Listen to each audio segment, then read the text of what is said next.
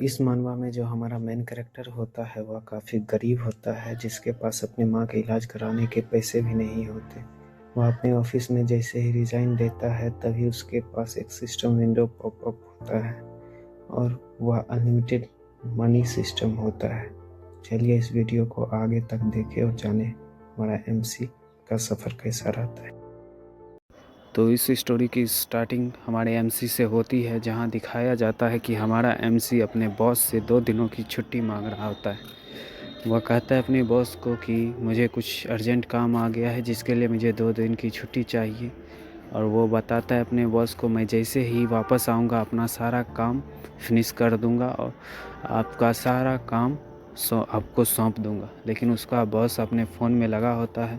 वह अपने फ़ोन में एक लड़की की स्ट्रीमिंग देख रहा होता है और उसके डांसिंग वीडियो पे फ़नी कमेंट्स कर रहा होता है। साथ ही उसे कुछ पैसे भी डोनेट कर रहा होता है, और वो लड़की भी ये सब देख के कि कोई उसे पैसे डोनेट कर रहा है, एक फ़नी सा रिएक्शन देते हुए उसके बॉस को हमारा एमसी यहाँ अपने बॉस को समझा रहा होता है कि कैसे इसकी मम्मी कितनी बीमार है और उसे हॉस्पिटल जाना ज़रूरी है।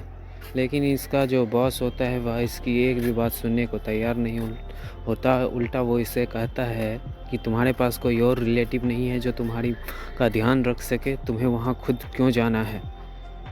वैसे भी ये छोटी सी बीमारी है, वो जल्द ही ठीक हो जाएगी, तुम्हें वहाँ जाने की कोई ज़रूरत नहीं। और यहाँ वो सुपर चैट वाली लड़की से थैंक यू बोल रही होती है। ये सब देख के हमारा एमसी काफ़ी गुस्सा हो जाता है। ये अपने एमसी को कहता है कि मैं अभी इस पोस्ट पे इसलिए हूँ क्योंकि मैं अपने फादर के फ्यूनरल में भी नहीं गया। मैं यहाँ काम करते रहता हूँ और ये आजकल के यंग बच्चे छोटी छोटी बात पे छुट्टियाँ चाहते हैं। अगर सब लोग काम छोड़ देंगे तो आखिर काम कौन करेगा कंपनी में, कंपनी बंद हो जाएगी। ये बोल के वो अपने एमसी को यहाँ से भगा देता है और खुद मन ही मन खुश हो रहा होता है। हमारा एमसी ये सब सोचकर काफ़ी दुखी हो जाता है। यह हमारे एमसी को कहता है कि ना ही तुमने कोई पढ़ाई की है, तुमने बस एक सस्ते कॉलेज से 3rd ग्रेड की डिग्री ली है, उसके बदौलत भी तुम यहाँ आज जॉब कर रहे हो और फिर भी अच्छे से काम नहीं करते, डिस्टेट ये सब बोल रहा होता है। कहानी शिफ्ट होती है और हमारे एमसी पे जाती है जब उसके पास उसके पिता का कॉल आया था और उसके पिताजी ने इसे बताया था कि कैसे इसकी माँ की तबीयत ख़राब है। यह नर्स से कहता है कि यह कुछ ही दिन में पैसे भेज देगा और सारा हिसाब किताब ख़त्म कर देगा।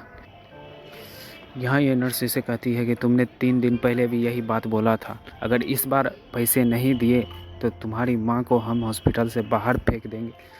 बताओ, यहाँ हमारे एमसी की माँ को हॉस्पिटल से बाहर फेंकने की बात हो रही है। ये सब सोच के हमारा एमसी काफ़ी उदास हो रखा होता है, काफ़ी टेंशन में होता है। वह अपने बाप को बोलता है फिर भी कि आप टेंशन मत लीजिए, मैं सारा व्यवस्था कर दूंगा।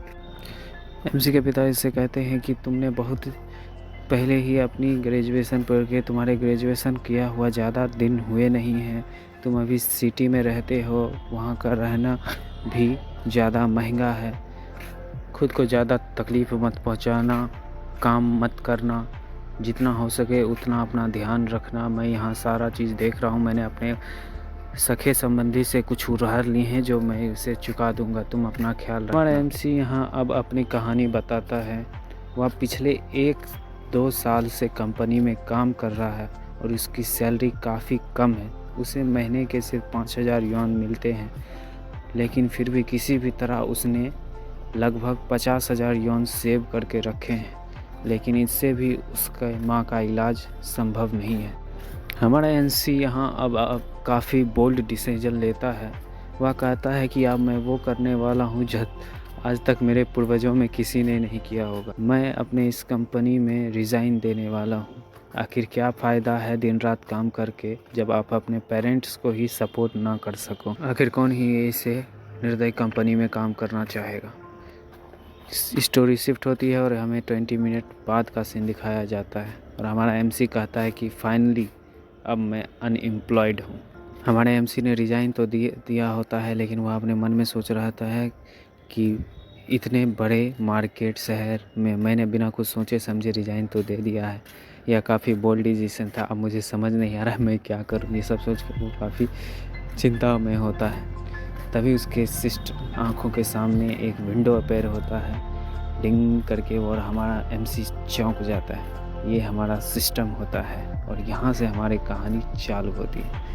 हमारा एमसी जब इस सिस्टम को देखता है तो वह अपने कोवर्कर को कहता है कि किसने अपना फ़ोन चालू करके रखा हुआ है और उसे अभी कुछ समझ में नहीं आ रहा। अब वह जब अपने सिस्टम विंडो को पढ़ता है तो उसमें लिखा आ रहा होता है कि master please collect your money that we send you because of your reckless behaviour.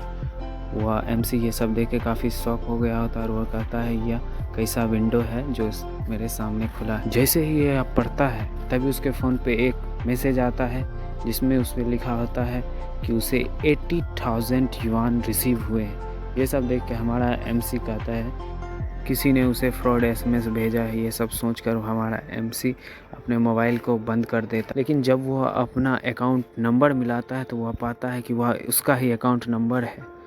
ये सब सोच वह पाता ही है कि तभी उसका विंडो कहता है मास्टर आप अभी से जितना रेकलेसली जियोगे उतना ज़्यादा आप पैसे कमाओगे। हमारे एमसी के अभी भी कुछ समझ में नहीं आ रहा होता है।